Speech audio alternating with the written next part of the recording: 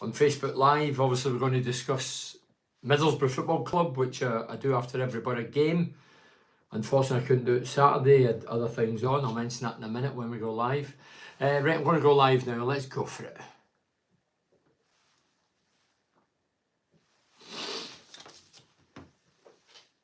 Hi, it's Bernie Slavin here. Thanks for joining me on Facebook and YouTube Live. And thanks as always to the sponsors, Advanced Utility Solutions, GRS Installation, Heroes and Legends, Cleveland Systems Engineering, Dovecot, Smith & Friends Estate Agent, Cornerstone, Galaxy Blinds, Ultra Build and TGM Cars.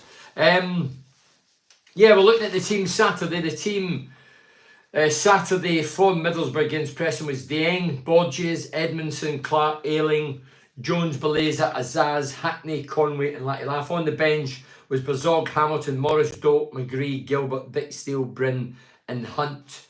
What did I see in the game? Well, first of all, I must apologise. I said I would do after the I do after every Borough game. I do a live on Facebook and YouTube Live.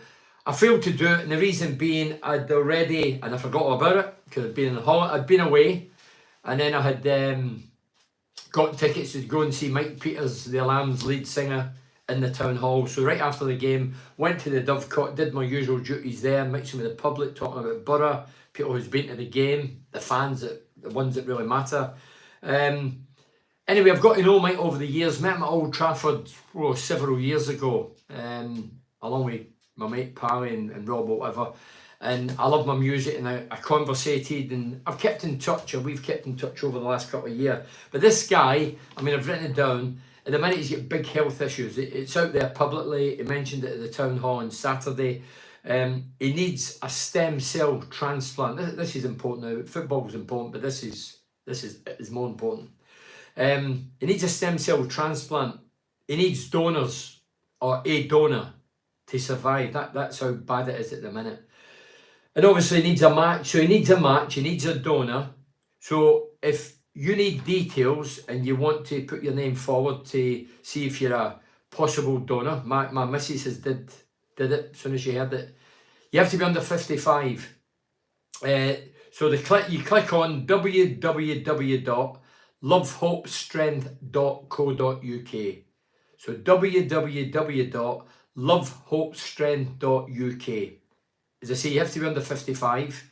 And let's hope and pray that Mike, like a lot of people that's sick out there, let's hope he gets the donor that he requires, and let's hope he's back in health. The game itself, what game did I see? I thought the first half was good. I thought we created several chances. Again, the ball was, we scored a fine goal. It was a ball over the top for Ayling. Conway burst through, a lot of time to think it. I'm sitting in the stand thinking, well, you show me if you're a striker, kid. You're 1-on-1, you've got a lot of time to think about it. You need to carry it, and then you need to slot it past. Are you good enough? He was good enough. Kept his cool, kept his composure, and slipped it under the keeper. Great finish, in my opinion. Ball over the top for Ayling was a good ball. They were caught square, rigid. So the first half, I thought were good. Created a few, well, more than a few. Fluffed them as... That was the first goal we scored in open play in 5 league games. We've had 2 penalties, 2 corner kicks, and 1 on goal, and that was the first goal we scored. But it was a fine goal. But lo and behold, we switch off just before half time. Ball comes in to the right. Thank you very much. 1-1. And then we get at half time disappointed. The fans go for a coffee or whatever they're doing at half time. They're disappointed. The second half, I'm not going to waste any energy on it. I just thought it was uneventful, boring, and nothing worth talking about. I thought second half we were poor. It's still too early to go overboard and be critical. We go per game, of course we do. And the second half, I say, was poor. But we cannot be overcritical. We've still got new players in there. Saturday with Borges on the left, Edmondson up the middle, Conway still finding his feet, although he scored 2 goals. Well done to the lads. But there's other positions in the field. Players have to start doing the business, in my opinion. Jones on the right must start delivering, i.e. creating and scoring and helping out defensively.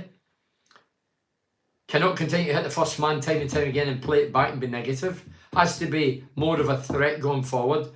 Hackney, when he first came on the team, got the plaudits. Everybody's tipping him to leave, go here, there and everywhere.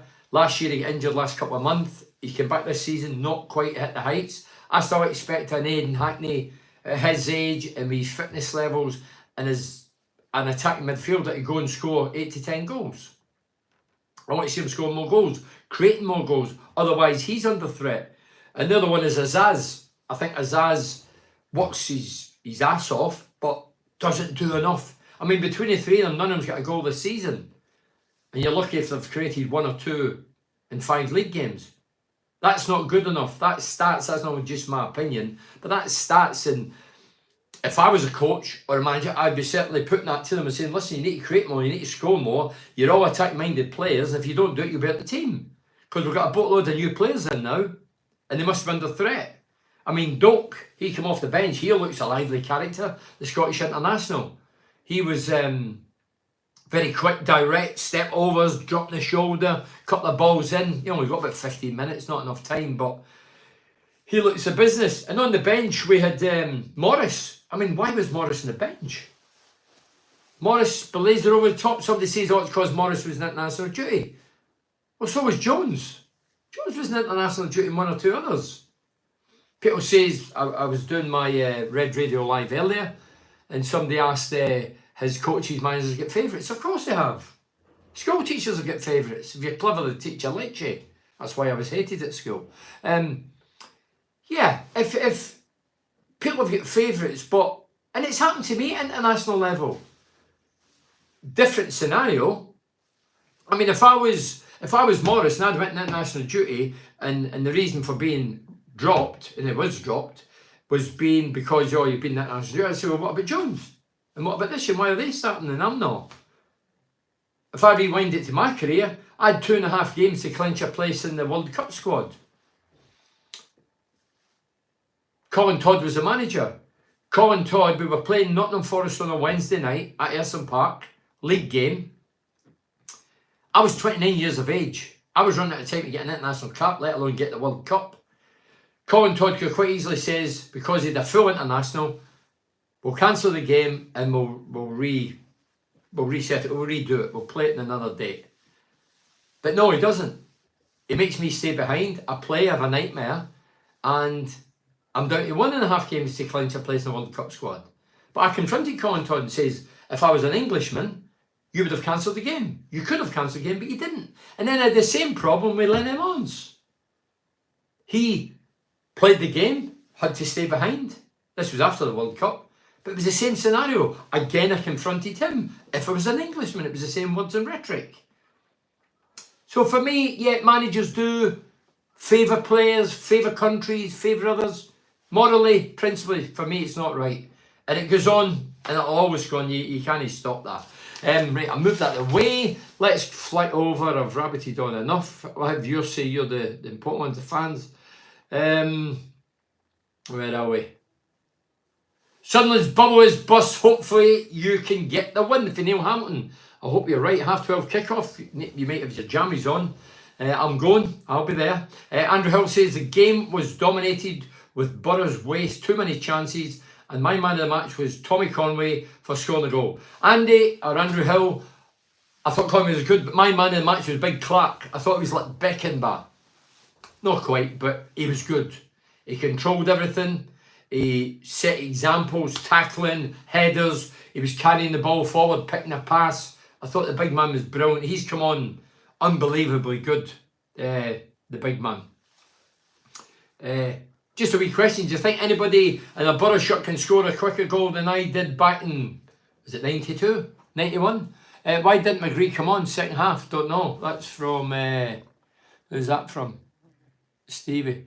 I'm enjoying the football. We're playing, Bernie. I think we've been the better team in every game apart from Stoke in the Cup.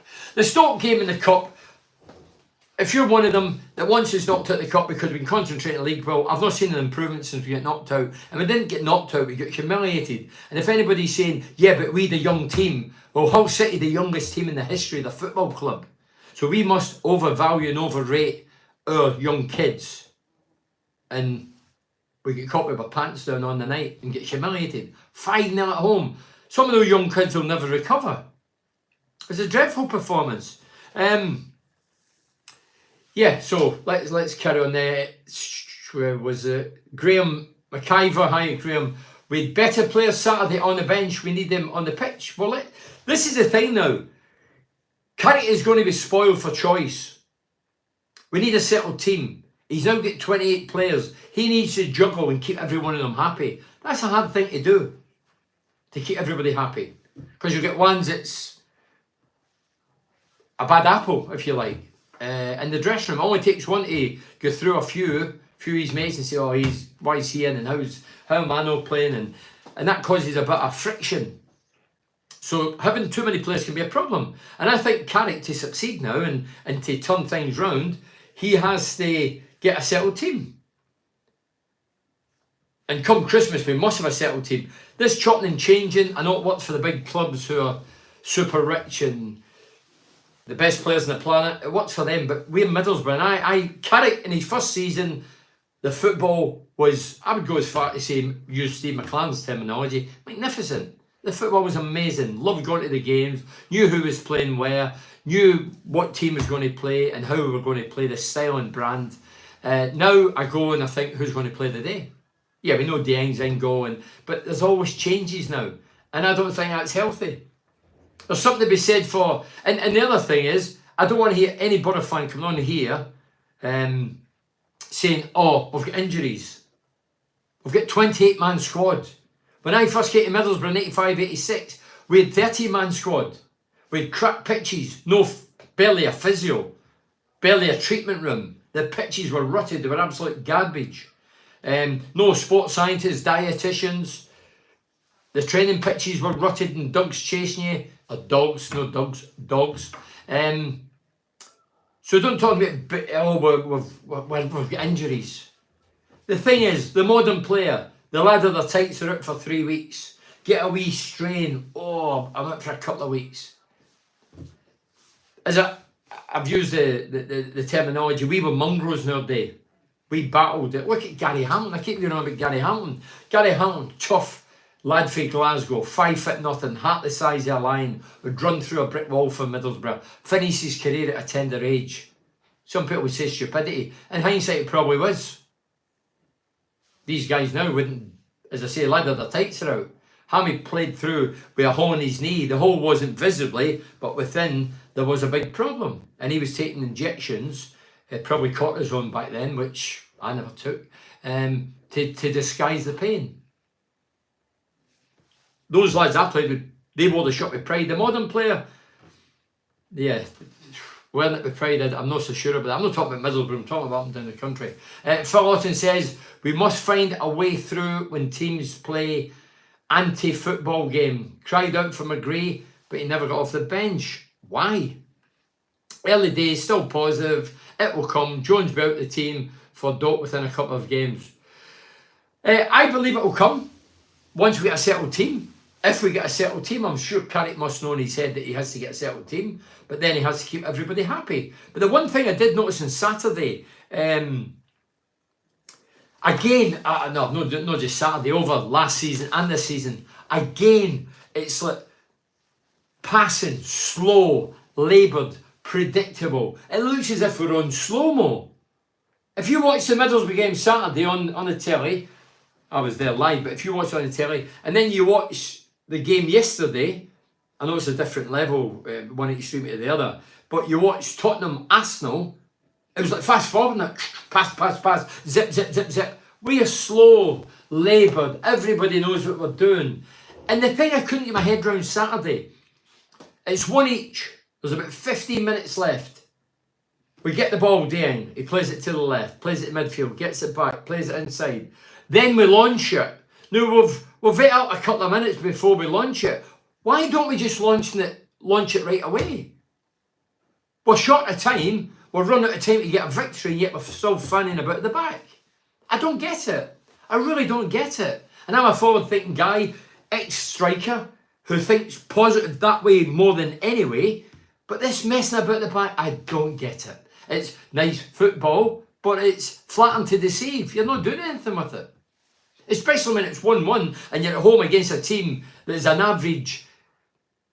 Somebody used the word thugs earlier. I think that's a bit harsh. Dear God, I played in the days of thugs. The crazy gang, they were all thugs. They were loaded with thugs. But the other thing, Saturday, we get bullied in the air and on the ground. They were the back four were just a big team of farmers. Looked as if they were wearing Doc Martens.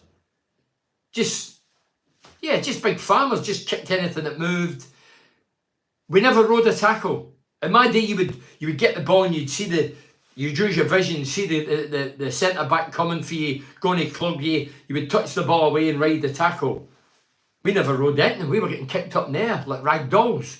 Latte Laugh got it done to him on the right hand side. He spilled it to the right, put it by the lad just wiped him out up in the air. Conway was the same, and there was a few other dodgy challenges. They just came to kick us because they get more kicks to our players than they did the ball on Saturday. Do you think Isaiah Jones will be dropped next match for new lad Ben Doak?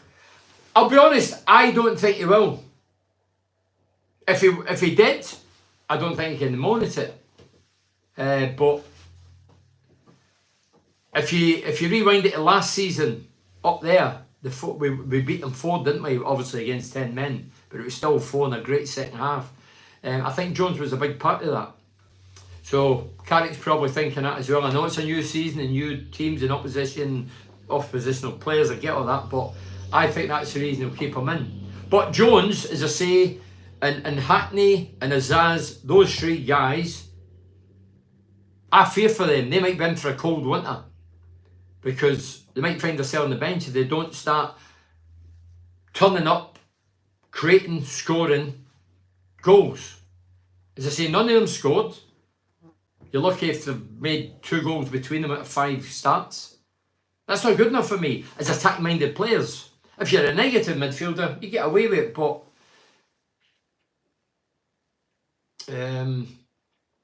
Clark is a great story. Career more or less finished with that injury, and now we would be lost without him. Phil Otten. Phil, I totally agree. I mean, when Clark first came in the team, I thought he's a big stiff throwback for the 70s. Didn't look very mobile, statuesque at times. Then he was out for a long while injured. Then he came back, was okay, a few games last season, then his confidence got up. This season, he's been top draw. I think he's been terrific this season. An example to everybody. He leads the back line brilliantly. He'll carry the ball out and pick a pass. He can read the game. He can header the ball. He can tackle.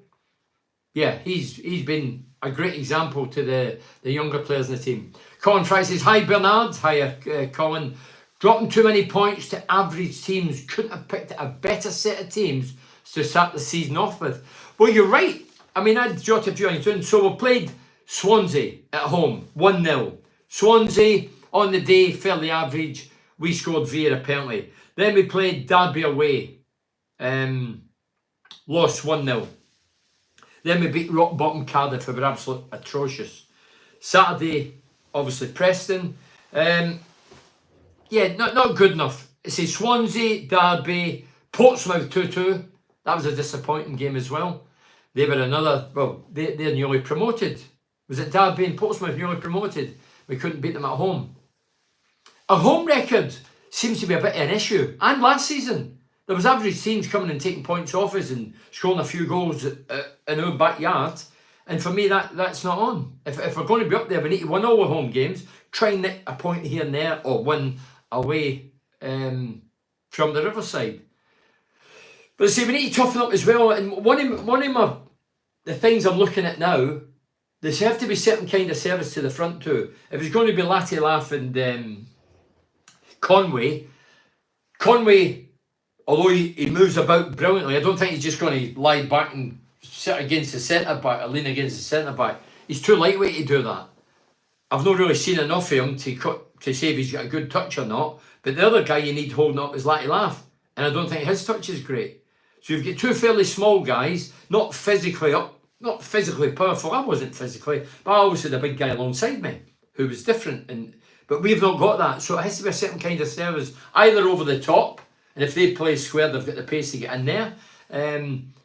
But if the central defenders have got the similar pace and it's a bit muscle, then I think we're going to be out-muscled.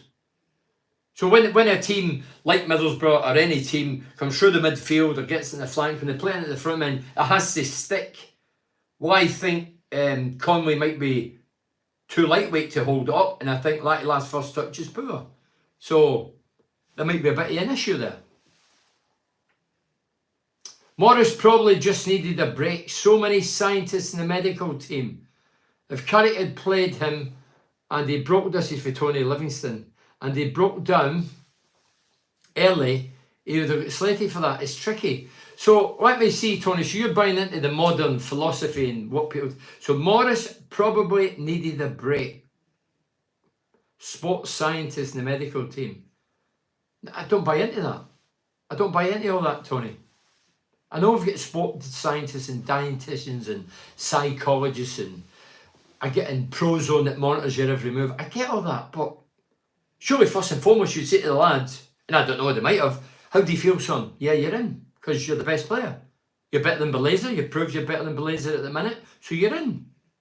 So you're talking about sports science. So it's funny how sports science comes into it, which you're saying, Tony, and jet lag comes into it, because Morris may have travelled further.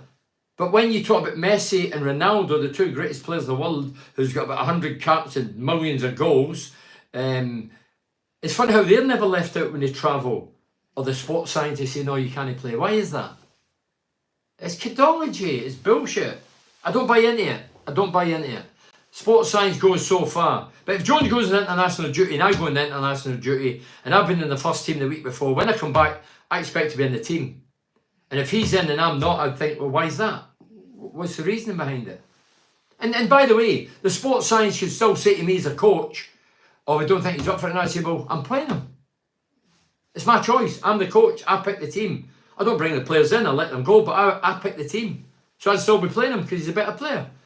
I'd like to see Borough going for it at the start and trying to get some early goals, then start playing the ball about. That's for Gary Burke's staff.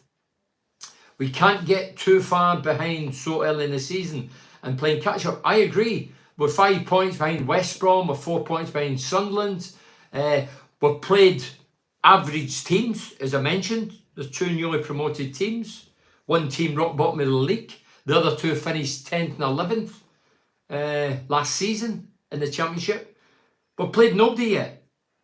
And let's hope we're playing nobody on Saturday against Sunderland. But Sunderland had gone unbeaten and had banged in a host of goals and only conceded 1, but they conceded 3 on Saturday against Wayne Rooney's Plymouth Argyle. So hopefully we're up for it and we can put them to the sword. Andrew Smith says, evening Bernard, evening Andrew. What's your take on Hackney? I think he's a shadow of how he was a couple of seasons ago. And what about Edmondson at the back? Do you think he will get the nod over Ram, Van der Berg and Linehan when fit? Well, I think I thought Big Edmondson done well for his first game. I thought he was fine alongside Big Clark. Seemed to strike up a relationship instantly. Van der Berg, I think, will come back and get back into the team. But if it depends how long Van der Berg's out. If he's out for a month and Edmondson goes about it the right way and puts in 5-star performances, then I think Van der Berg has to fight for his place. Obviously, you've got Lennon come back. The question I would ask is, where's Dale Fry? Missed months last season. Nobody even mentions him now. He's about 5th, 6th position now to get in the team. If I was Dale Fry, I'd probably looking for a way out. I don't think Dale's going to get back in the team. I don't know how he's going to get back in the team. We showed how to score against Preston with Conway's goal, getting the ball up front for him. I'll let you laugh with the pace, Colin Fryer. The only thing, Colin, is not every team's going to defend like Preston did. Preston were like cat horses. Back 4, pushed up, all in the line, tried to play the offside, didn't work, ball over the top, the wee man's in, kept his cool composure. Thank you very much. There's a lot of teams might play that way and defend like that, but a lot of teams won't. The better teams like Burnley, Sheffield United, they're not going to defend like that, I wouldn't think. Neil Whitley, hiya. Neil. Bernie, hope all is well with you and yours. I find myself shouting, put your laces through it. Yeah, it's something that a lot of modern football, and yeah, I seen a couple of good goals, long rangers over the weekend on the telly. But we at Middlesbrough, we've got a tendency, 20 yards, we get the ball. There might be a chance of shooting, but we don't. We pass the buck, the responsibility. We don't shoot. We don't put our laces through it. We don't curl it. We'd rather play it and try and get it wide, and then the wide men hit the first man, and then it's back to square one. Have a dig. If I was the training ground with Hackney, I'd say, listen, every time you get the ball, 20, 25 yards out, get in your head, your first train of thought, can I get turned? Where's the opposition player? Can I get turned? Can I get a shot off? Be greedy, be selfish, and think goals. And you want to get goals. As I say, Hackney for me should be scoring 8 to 10 a season. Last season I think he got 2. Not enough. Needs more than that. He's a young, vibrant lad, fit as a butcher's dog, box-to-box player, can play. People saying he's went off the boil. Possibly. He had a bad injury last year. Well, he had an injury. He was out for a couple of months. I don't know what his injury entailed. But this year he's not looked at it as much. And by the way, some players can't handle pressure coming in for other players.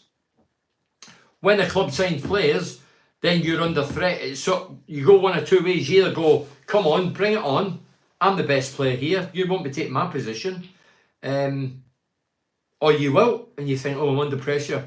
Happened to me. I played with Middlesbrough. We signed Peter Davenport for Man United, £1 million. The word in the street was he was going to take my position.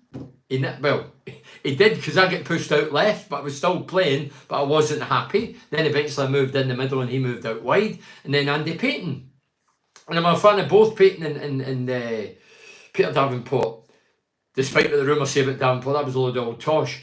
And then Andy Payton came, and I remember going to Lennon saying, listen, you've signed Andy Payton, 750 million. He's a fine player, striker, but judges on what we do in the park, not on how much he cost, because I only cost 25 grand.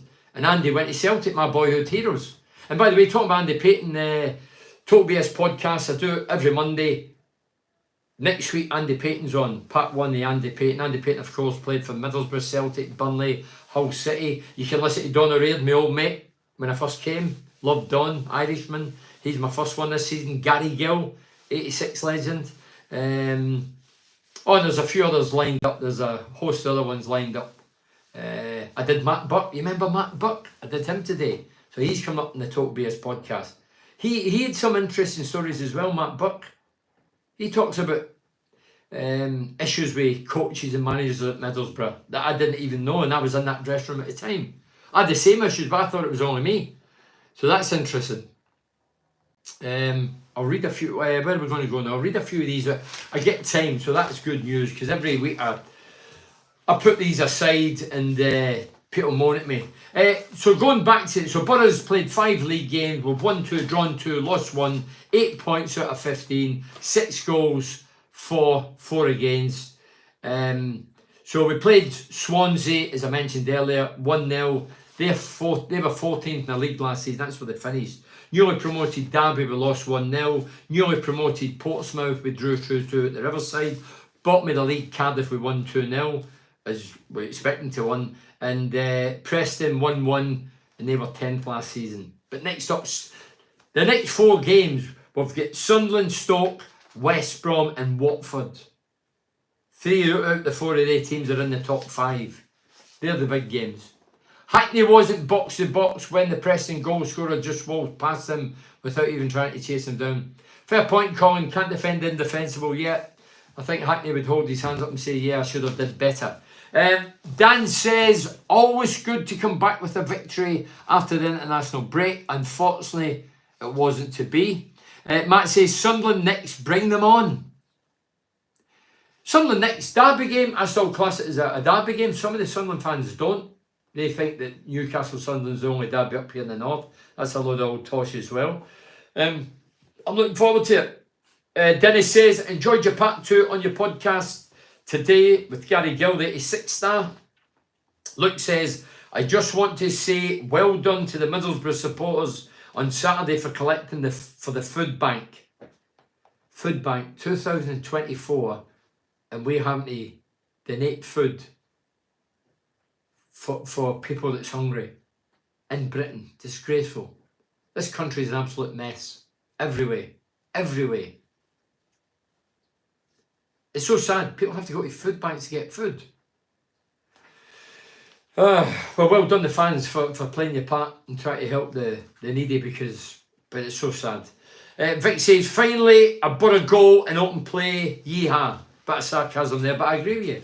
As I say, the first 5 goals of the season out of the 5 league games, well, 4 league games, was 2 penalties, 2 set pieces and an own goal, and then we finally scored on Saturday thanks to Conway. Jack says, no excuses this season if injuries crop up. Our squad's massive. Well, I agree with that as well. We'll go back to these. Colin says, no. Andrew says, if I were Carrick, I'd give Jones the hook. He's another Adama Traore. Great build-up, but his finishing is woeful. I'd start the new lad from Liverpool. He's supposed to be some wonder kid. Can't be any worse than Jones. As I say, if Jones doesn't perform, if he is playing Saturday and starts Saturday, if Jones doesn't perform against Sunderland in the derby, I think Jones he'll end up out of the team. That's what's going to happen. I can see it coming. And Azaz, and even Hackney, who people have been raving about. If those 3 don't get their act together, create and score more goals and be more influential in games, I can see the trio being out the team. Don't create enough and not score the goal yet. Not good enough. Simply not good enough. Talking about Doak, it was brought to my attention, I didn't know, but when I was at Morton, I was only a fringe player, 18. I played with the lad Doak. Do you know, facially, I don't really know what the young kid looks like. Somebody passed me in the reception when I was going to the game to host the Legends on Saturday, and I thought, is that Doak? And I was going to pull him, and I thought, no, I'll leave it. I'll make sure I know if I get the right guy. Similarly, I played with his granddad. This boy was younger than me at the time. He was a centre-half. He was a good player. He was a good guy, a great guy. And unfortunately passed away. So if I see a lad, I'm going to pull him and wish him all the best and say that I knew his granddad and it was a lovely guy. And he was a lovely guy. And when I was over in Portugal, I don't know if I've told the story. So when I was over in Portugal, I had a week off. Over a week. That's why I didn't do my Facebook and YouTubes. I was on holiday, took advantage of the international break. And it came we went the Monday, and then on the Saturday I was in Lisbon with a few of my mates, Carl and Big Elvis for Glasgow. And all of a sudden I see guys with kilts on, and I says to my mate for Glasgow, is Scotland playing? And he said, he lives 10 minutes from Hampden. You could throw a stone for his house to Hampden International Stadium. He went, I don't know. I went, you're hopeless. So anyway, guys were passing with kilts and sporrans and on tossing the cable around the square. Anyway, I says, game on tomorrow? Yeah, playing Portugal. So cut the chase, me and Cal, an Englishman. I'm Irish, don't forget.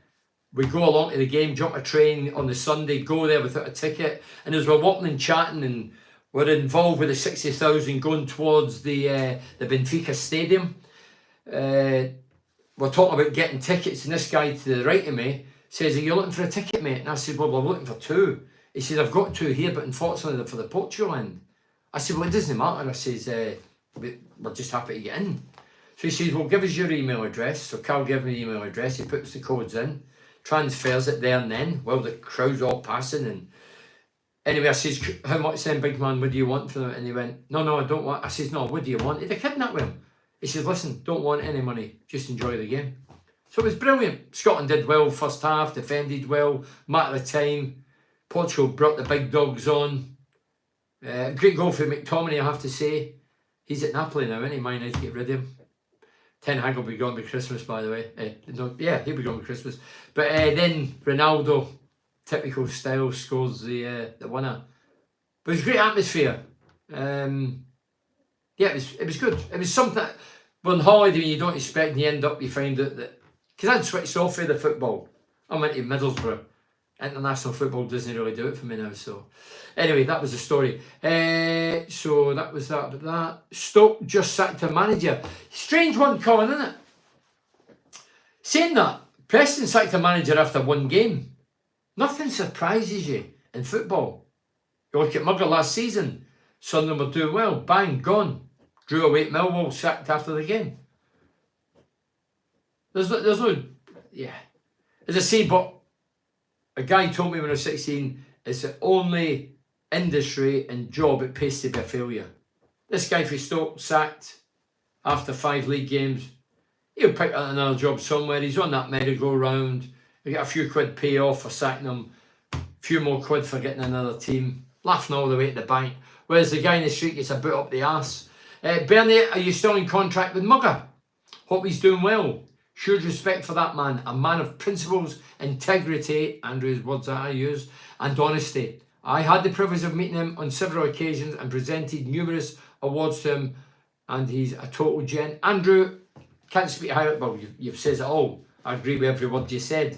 A few weeks ago, myself, Tony Mowbray, and Matt Proctor, my old mate, my best man, we get presented with legacy numbers, whatever that is, on the pitch. So I had a quick word with Mugger, and then before I flew out to Portugal, a week on Friday, I bumped into him in Pally, had a coffee with him, great chat, full of enthusiasm, looks great, was getting something reversed. I'm sure now he's fully on the way now. Yeah, so Mugger's all good, and it's looking very rosy, and everything's... I wouldn't bet against him coming back into the game. And that's only me thinking. I'm not quiz Mugger, I'm just using my own what I'm thinking. It looks as if he's got the bit between his teeth now, and the adrenaline's pumping again. My godson Max and the team out on Saturday for Martin under 8s. He's a dream come true. He's a good player, Bernie. Hope he plays for the Borough one day. Catherine, I hope you're right. We'll be cheering him on. And if I'm criticising him, you'll be wanting to knock my door down. So wait, isn't it? Leslie quotes me, old mate, nothing surprises you. I'll be surprised if you bought me a pint in the duds. Nah, I wouldn't buy you a pint. I would encourage people to drink, Leslie. I'll read a few of these out. I heard you played alongside Ben. Don't know, I've mentioned that earlier, Joe. Ben says, productive summer for the Borough, very good window, best so far. Is it the best so far? I keep hearing this rhetoric. It's great because we didn't let anybody go. But I did say on here before I went on holiday, and a week before that, during the window of opportunity, I says, I still believe my gut was saying one player would go before the deadline, and it would probably be on the last day. And I was almost proven right. Probably negotiations broke down because of finance, but they've been great for the club to cash in. Great for Latte Laugh to cash in. Both would have reaped the rewards. The people who would have suffered is Michael Carrick, the team and the fans. Those are the guys who would have suffered. I'm a fan, I would have suffered. But they've all suffered. But I didn't understand how, when it doesn't happen, that Latte Laugh makes a trip to Cardiff and is on the bench. Why was he on the bench? He's my best striker. He's the one with the proven track record last year. Why was he put in the bench? I didn't get that. If it was me, coach, I'd be saying, listen, I know you try to get away and the club is probably wanting you to go as well. Never happened. Still love you. Still a great finisher. Stroke his ego. You're back in the team. Come on, keep it going. Do it this season. The odds are you probably will, baby. Keep it going. But now, it's out the bag. The cat's out the bag. The fans know he wants away. And some are questioning even now, after Saturday, and I thought it was all right Saturday, the ball in the net offside, they're questioning, is his hat in it? Well, if he wants a move, whether it's January or the end of the season, he has to keep doing the business. There's no balance on the left wing. We need a proper left winger. Why isn't really starting? I don't get it, Chris. I honestly don't get the Raylan McGree. He's been out for a long time, to be fair. But he could have got at least an introduction, 15 minutes on Saturday. And we never seen him. I was delighted to see him on the bench because he missed a load of last season. And then the thing about Middlesbrough Football Club at the minute, the amount of injuries we are accumulating, and it's not happening in match day, it's happening at training. What are we doing at training? Is it the facilities? Are we overdoing it? Is it the pitches? Is it the quality of pitches? What is going on? Why so many injuries? And don't forget, last season there was a host of people left the training ground. Maybe they were being held responsible. I don't know. But there's something suspicious in it. Usually when you get injured as a footballer, it happens on the field of play. The real deal, the real stuff. League games or cup games. but not training, not on a regular basis. Can we keep the lads we have got is the problem. Connor Subtle. But obviously, we when it comes to January, then I'm sure we'll be concerned, is Laff going to leave now? Laff might bang in 12, 15 goals for now to Christmas, which would be some act. But if he did achieve it, then everybody thinks, well, it's going to open the door again, he's off. And then is that a statement of intent if we let somebody like Laff go when we're chasing promotion? That's the biggest kick in the knackers you can get. So Carrick must be, like most coaches, must be concerned every time there's a window. Because I know coaches don't have much say in it. Yet, and Fry not heard from him, how long has he been out, Bernie? Chris Andrews. Chris, I reckon he's been out 5-6 months now. And I don't even know where he got injured, and I don't know the problem. I just find it astonishing. Lenihan's been out almost a year, I think it was crucial. It was something bad. That was well documented. But then McGree's been out for ages. Hackney was out for ages. Fry's out for ages. I don't get it. They say the lads I played, they very, very seldom out injured. You'd have to break a leg for them to be out. Maybe it's just the modern thinking. Maybe they're fragile minds. You know, that they're not as tough. It's like the older generation, the elderly people of today's society, they're tough. They were brought up tough. Fought for everything. Whether it be food, a job, the name. They fought for their rights, whatever. Now, and regarding productive summer, the players were brought in. We don't know how good they are yet. So I wouldn't get too carried away. Or if it's some duffers in the past, I keep going on about Piero. He done my head in. Hop, dear goodness, what happened to him? You know, if it's some... there's another one. Talking about injuries. Foz. Where is Foz? Have you ever passed Foz? Have you ever seen him in the high street? Have you ever seen him at Riverside? I'll be honest, I don't even know what he looks like. Foz. Is it the Wizard of Oz? I seen you on the red tonight, but was so tired to comment. Leslie, don't worry about it. Jacko says, I seen pics of you at the Scotland game in Portugal. How did that come about? No, I've already mentioned that, Jacko. Don't want to bother public. Neil says, Letty Laff obviously wants out of Borough. Would you play him? I mentioned that without a doubt. He's the best striker we've got. He's the one with the most goals. He plays, of course he does. Colin says, Bernie, what did you make of the current England coach stroke manager saying he wasn't going to sing the anthem? Well, he's Irish descent. He never sung it when he was with Ireland, as far as I know. He wasn't prepared to sing it with England. Have I got a problem with that? No. I've not got it's not the X Factor. It's not a singing competition. He's in charge of the England national team. If he's probably embarrassed singing. I can talk. I can sing in the bath. I've acted. I've did acts in the town hall with professional actors. I've did one at Middlesbrough, the Riverside, in a big marquee. They asked me to sing. I couldn't sing. I'm not a singer. I'd be embarrassed. The guy might just be embarrassed. But why are we putting people to the sword because they don't want to sing? They don't want to take the knee. They don't want to wear a multicoloured band. They don't want to... what is all this about? You should have a choice in life. If you want to wave a flag, wave it. Why should you be forced to wave a flag? It's politics. It's bullshit. Do what you want to do. As I said, England guy's in charge at the minute. It's no X Factor. He's not got Simon Cowell looking and thinking, oh, he's a crap singer, or he's not singing, get him out. He's there to manage the team, and England's won 2 out of 2. Who's the head physio? I can, in my life, remember as many injuries. Yeah, so he's asking me, Chris is asking me, who's the... I don't know, to be honest. I knew the physio, Chris Smalls, but he left tail end of the season. He went to America. He's with Big Crooks over in the MLS? So I don't know who's in charge now. And there was a host of people left the training ground. For me, that leaves a bit of suspicion. But since they've left, we've even got more injuries. So for me, it must suggest, and I'm only surmising, it must be something to do with the training facilities. Whether it's indoors or outdoors, or whether it's these pitches, the fancy pitches now. Some pitches is real grass, they've got rubber balls underneath the surface, they've got all types. I don't know. You always say Man United manager never smiles, always says, and I think Carsley is the same, never shows emotion, sits there stone-faced. No, I agree with that.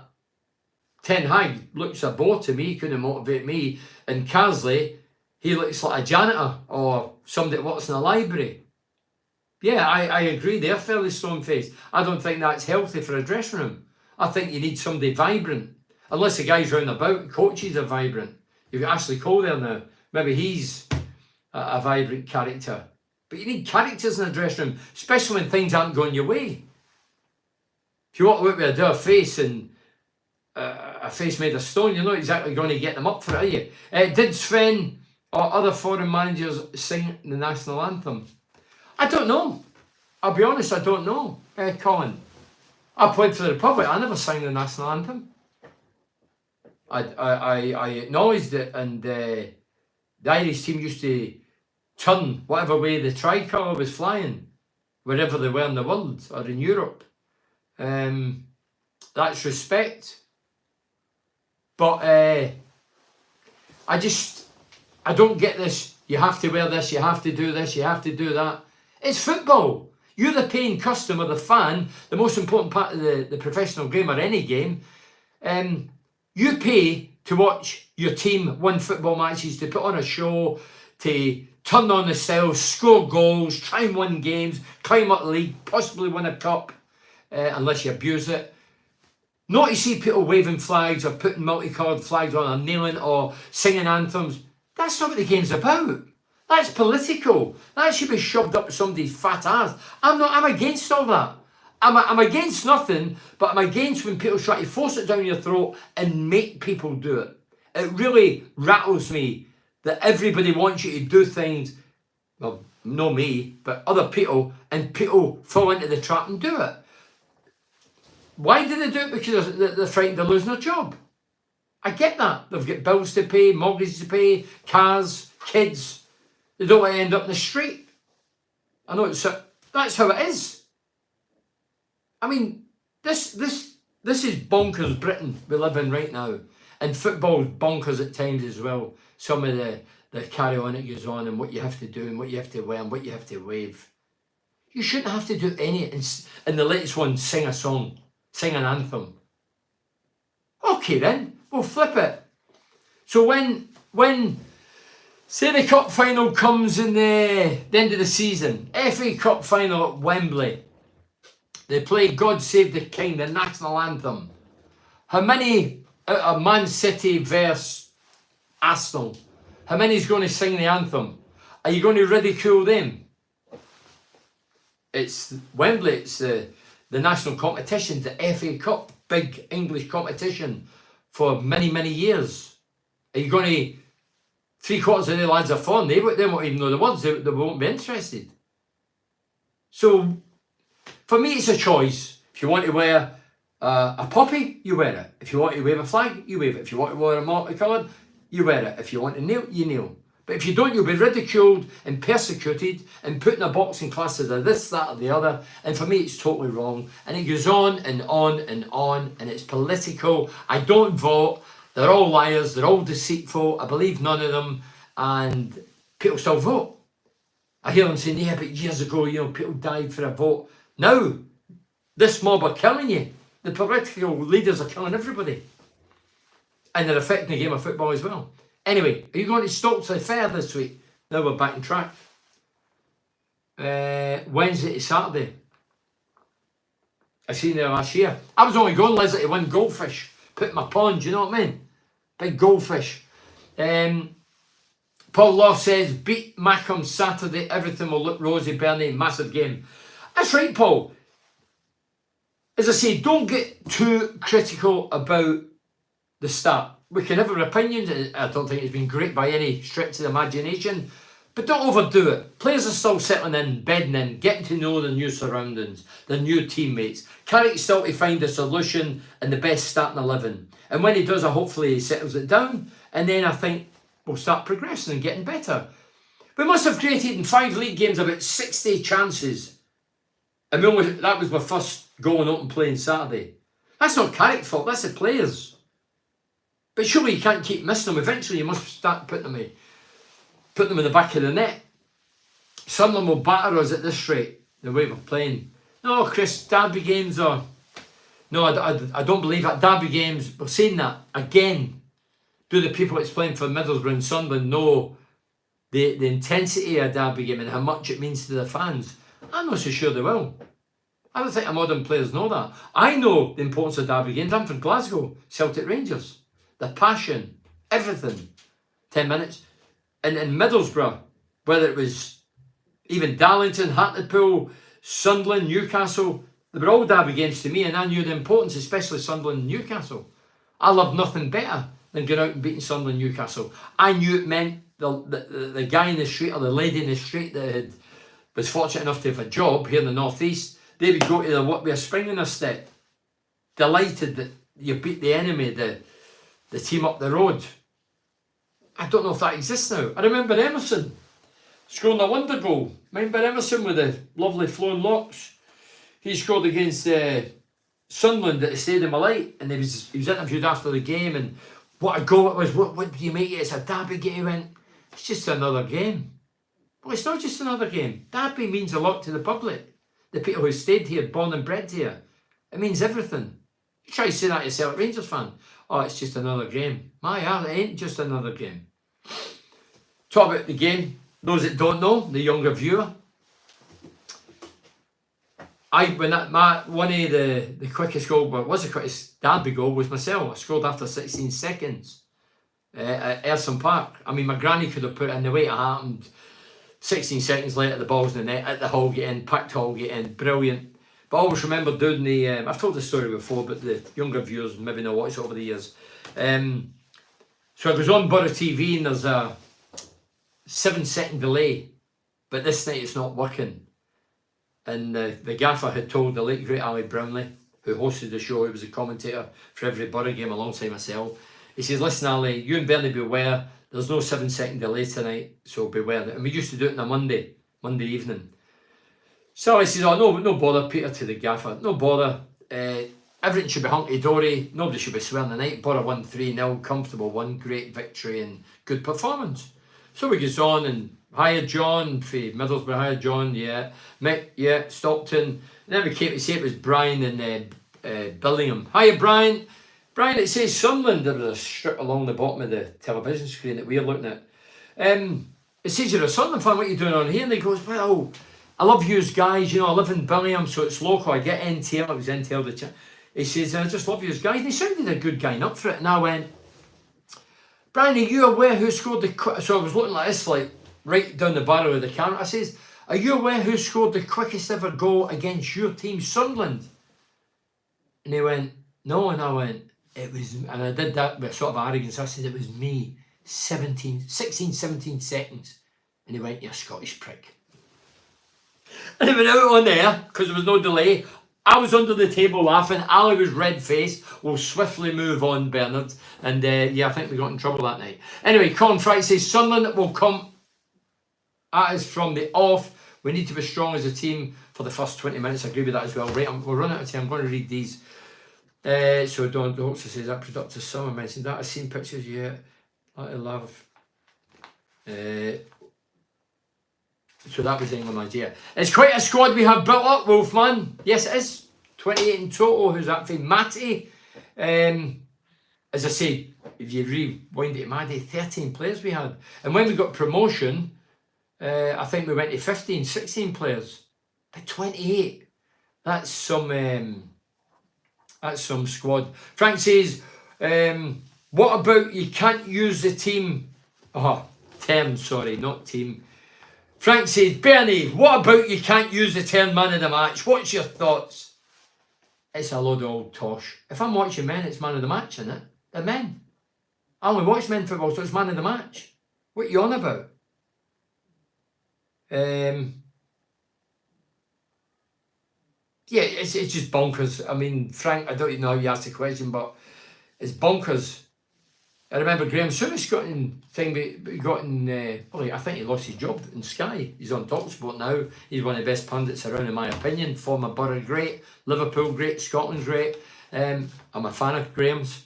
He get more or less sick because he said, referred to a game he just witnessed, that was a real man's game. What's up with that? Is that a crime? By God, it's a joke. Joke Britain, we should call it. Ben says, massive opportunity missed. Home form poor against average sides. I agree. Steve says, no chance of going up at this rate. Steve, keep your powder dry. As I say, we're 5 league games in. Not been great. Better than last season, but still not great against poor average teams. 2 out of the 5 newly promoted. 1 rock bottom of the league, as in Cardiff. But still a long way to go. Carol says, simply typical Borough. I've been going 35 years. That is typical Borough. I don't think she's being sarcastic. I think that's realistic. Happened to Maddie as well. You'd play the so-called big boys, put in a shift. Then you'd play like Sutton United in the cup, and they would drag it into extra time after 2 90-minute games. And yeah, Jen says, Bernie, we are tippy-tappy, too nice, lightweight. Well, we were on Saturday. The tippy-tappy stuff, yeah, we suffered. The physicality of the opposition was far greater. Whether it was in there competing, battling, scrapping, we were lightweight. They kicked us all over the park. I think the back four every one of them got a yellow card. Jamie says, how can Morris not start ahead of Baleza, Bernie? Well, we'll mention that throughout, Jamie. Vic says, Aziz, a joke. I think there's a wee hint of sarcasm there. Aziz, a joke. That's for Vic. Franco says, 8 points accumulated and played no one yet. Josh says, Carrick needs to start winning games. Well, every manager has to win games. Bernie mentions that 17 seconds goal more than Stammer mentions his father was a toolmaker. Yeah, but mine's is worth talking about, innit? Did you say a toolmaker? I thought you meant a tool. Oh, right, toolmaker, right, okay. Jane says, Eric says, frustrated schoolboy football at times in opposing box, no composure. Jane says, Carrick needs to answer a few questions. Well, I would like to say to Michael, when are you looking to keep a settled team? I would, Jane. What about stop messing about the back, this attitude of messing about the back? And when we're sitting at about, rather than look lethargic at times, why can't we use a bit of zip and zest and do it quicker? We must do it at training, surely. Leo says, those idiots who say Carrick out don't represent me as a Borough fan. Get a grip of yourselves. I've not heard anybody saying that, but if you're one of them, he's right, you're an idiot. Get rid of Carrick, what are you on about? Fans, not just Middlesbrough, up and down the country, you always get the oddballs and nutcases and some people on the drink and illegal substances that come out with crap like that. Carrick's still the right man, of course he is. First year best football I've ever seen for 30 odd years. Nearly 40 years. Last season we hit Missy, this season bit frustrating, but still 41 league games to go. Ted says our wide players are hopeless, no end product. Well, wide players need a shaking and the left needs a left-sided player. Azaz was more pulling left. On the right, Jones. Yeah, I think we need better. Jamie says Preston get walloped by Oxford and Swansea. Poor result for us on Saturday. Jojo says 2 points dropped again. Another stuttering start.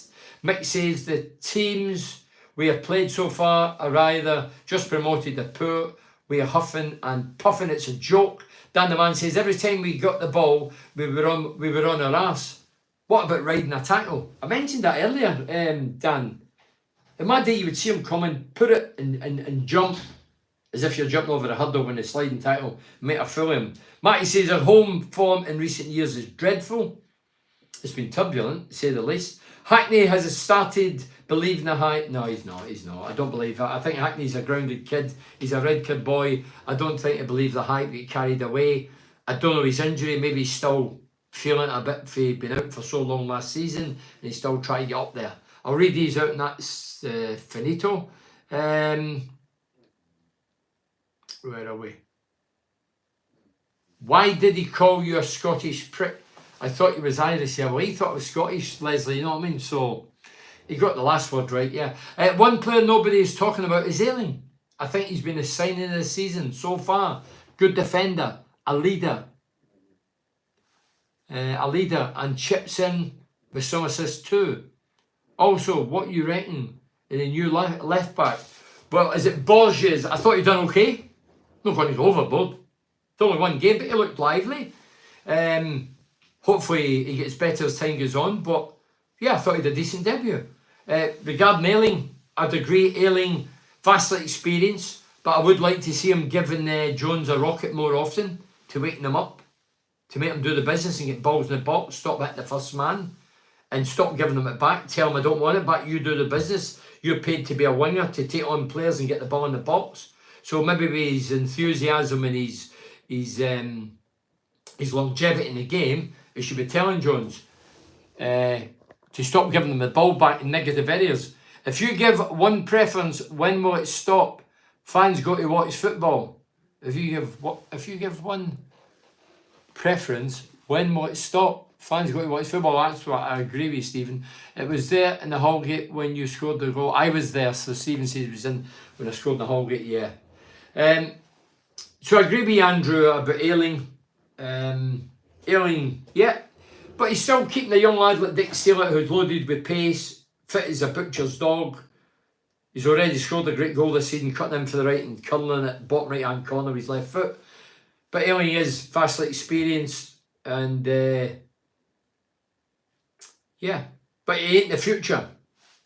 That's the downside, because he's obviously getting on, isn't he? But he's got enough in him this season. He played a season. I'm sure we'll injure players, opposing players, more than he'll get injured himself. But anyway, listen, thanks for joining us. If you want to listen to any podcast, Talk Bears podcast, part 2 was on today, Gary Gill. Next week it's going to be Andy Payton, part 1. And then part 2 the following week. And then it's going to be Matt Buck. Interesting character, Bucky. When I was chatting to him, I didn't know where he went after Borough. He moved about, went to Darlington, he went to Wolves, he went abroad, he played in Japan, been all over the world. What a career Bucky had. Do you think the goals will come with the chances we're creating, and do we need to change something? That's from Phil Todd.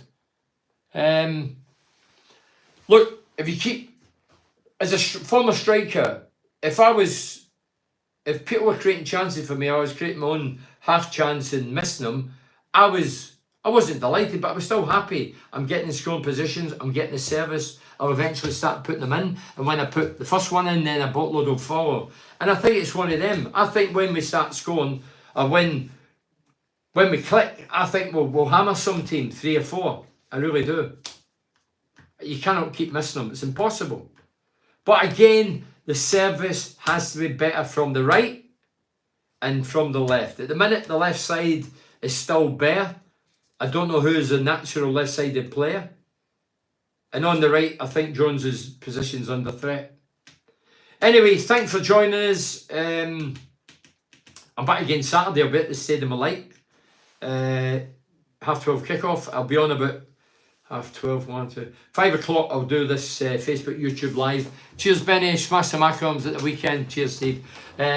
I like your jacket. Looked very smart. Not bad, Not bad. Good fit. Cheers, Bernard Collin. Thanks for listening. And thanks to sponsors: Advanced Utility Solutions, GRS Insulation, Heroes and Legends, Cleveland Systems Engineering, Dovecot, Smith and Friends Estate Agents, Cornerstone, Galaxy Blinds, Ultra Build, and TGM Cars. Last one I'm reading. What's your take on Coburn scoring for Millwall on his debut? Always seems to score goals other than at the Borough. Good luck to young Coburn. I says all last season, I didn't think he was a Michael Carrick man or player. That was only my gut, what I thought. I think I got it right. He's been out on loan a couple of times. Now he's gone Millwall. Good luck to the kid. I hope he keeps banging him in. Sometimes it's good to get away. Being a little lad, it's good to get away and prove that. Sometimes you're not appreciated when you're a little lad. I look at Stewie Downing. Stewie Downing went to 2 World Cups, umpteen England caps. Great player for Middlesbrough on 2 occasions. And yet some people still didn't want him. I think there was a lot of jealousy because he was a local lad. I'm not saying Coburn's a Stewie Downing, different position, different characters, different ages. But I think if you come from Brazil or Argentina or Timbuktu, fans are attracted to you. They're intrigued by you. Different culture, different background, fancy name. big bucks. When you're born, bred in Borough, don't think some people give a shit. Anyway, thanks for joining us. Up the Borough. He went off injured after 32 minutes. Don't know what that's about. Thanks very much for watching. Cheers. Good night. Thanks very much. Cheers. We're away. We're here.